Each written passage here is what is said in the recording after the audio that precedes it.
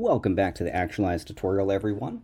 So in our last video, we were working on the beat sheet. We learned how to create the beat sheet and what it is, and it's of course an outline of your story from start to finish and all of the main plot points that happen in it.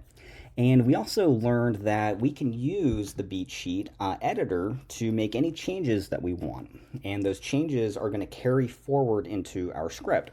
So when we first created this beat sheet, the opening image was actually just Sarah, our main character. She was just driving into the town, which is not very exciting. So we changed that to have this mechanic working in his shop. He hears a noise and investigates, and then he gets dragged into the bay pit and killed, and we cut the title screen. And that actually sets up our catalyst event over here, and that is actually what kicks off the entire story. So now we made a small change on the beat sheet that's going to have big impacts on the rest of the script. So again, if you don't like what you get in your beat sheet, make sure you make changes to it. That's going to carry forward into the script. And once you are done with that, you want to hit this next button. Now, when you click next, it's going to give you a little notice down here that says, be patient. It's going to take about 5 minutes to generate your script. And it does. It takes about 5 minutes. I've already done this and cut that part out because it's not going to be very fun just staring at a loading screen. But just click the next button once you're done with your beat sheet. Grab a drink, grab some food, whatever you want to do. Come back, and in 5 minutes, you're going to have this. You're going to have all of this. We created this in just a few minutes. Look at this. So we can go all the way down. This is a whole lot of script that we wrote in just a few minutes. Okay. So now let's actually go back and check to make sure that these changes that we wrote in our beat sheet, we made 2 of them. One was going to be with the mechanic getting disappeared in the beginning, and we also made a change in the midpoint as well. We made it a little bit more specific about this big revelation that happens in the midpoint. So let's see how well this did.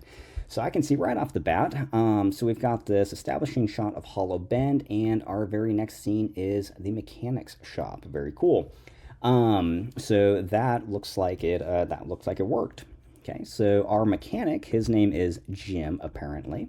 We didn't name him in the beat sheet. That's the name that actualiz gave him.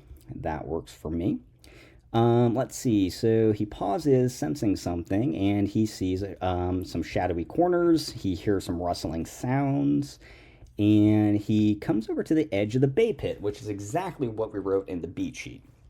Okay, and then shadows flicker at the edge of his vision, and some force yanks him into the pit, and blood splatters across the concrete floor. Smash cut to the title card. Exactly what we wrote in here. So let's go back and actually look at this. So late at night, mechanic at Hollow Bend hears a strange noise. Dark shadow flickers. Yanked into the bay pit. Blood splatters. Cut the title screen. I mean, that's exactly what we wrote here. Okay. So with actualiz, we actually label these beats when we create the script. These can be deleted once you are good with them. Make sure you get rid of those. You don't want those in your finished script, but they're there just for your reference so that you can go back and double check that the beat sheet lines up with the script, that everything you wrote here lines up with what is here. And that's just a little visual cue, makes it easier to go find, all right? So let's scroll down. Let's go find the midpoint. Okay, so, actually, let's go back to the catalyst event right here. So we made, that's the big change. That's one of the changes that we made. So, let's see. So we've got Hollow Bend Main Street. The main street is bustling with activity. Sarah's walking through the market. Let's see. She smiles politely, gets a tomato. And, here we go. A concerned local saying hasn't been seen since last night, just vanished. So he's got to be, this person, the concerned local, has to be talking about Jim, our mechanic who got disappeared, right? And let's see. Mayor Green, everyone please, no reason to panic. Jack might have gone on a trip. So, again, this is AI, so this isn't going to be perfect. This is where you got to go, do the revisions on this, make sure that you're getting what you want. So, small little thing that the tool missed, named him Jack instead of Jim. So let's just go make that change, easy as that.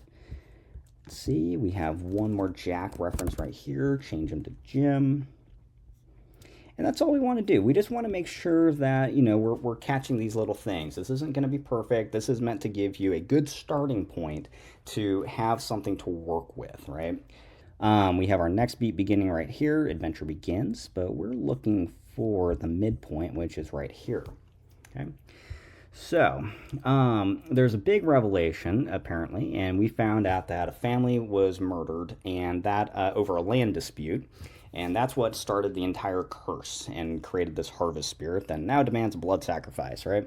So that's exactly what we wrote in our beat sheet. And we can see right here, Sarah unfolds a map, fingers tracing lines leading to a marked spot in the woods. This is it, the origin of the spirit's curse.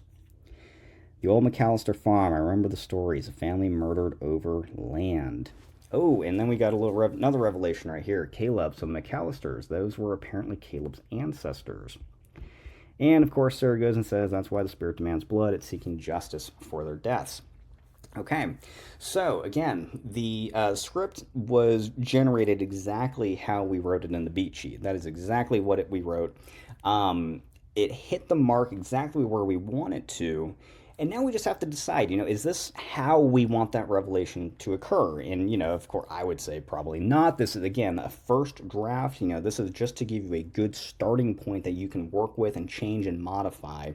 But at least you got something to work with. So instead of having, you know, just Sarah saying, hey, this is it, the origin of the curse, she could go say, what's this farm right here? All right, just like that. And then Miriam leans closer and she goes, oh, the McAllister farm, remember the stories. So again, we can just make these little tweaks on dialogue, okay? And again, this is a full script editor. You know, this works just like any other script editing tool. And we're now, again, we've just very rapidly created 30 to 40 pages of script in just a couple of minutes. Just a couple of minutes. And now what we're doing is we're just making sure that we're checking it for consistency, making sure that little things like names are done correctly. And we're also double checking, you know, is this how we want things to happen? Is this the dialogue that we want people to say? And we can make changes. So that is the screenplay generator in Actualize. Again, so 30 to 40 pages of this. We can actually go see just how many pages we created. Let's hit the export button right here.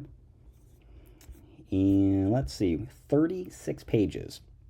We wrote 36 pages in about 10 minutes between, you know, detailing the outline and making the changes on the beat sheet and the one-sheeter to now. It took roughly 10-ish minutes or so in order to get to this point.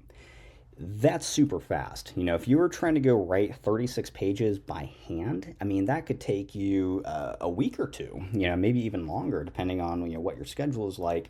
And we did that in about 10 minutes or so from start to finish. And the actual generating of the script itself only took 5 minutes. I mean, that's very impressive. All right, so that's the screenplay generator. I'm going to go ahead and turn this video off here, and I will see you in the next one, and we'll talk a little bit more in detail about the script editor itself.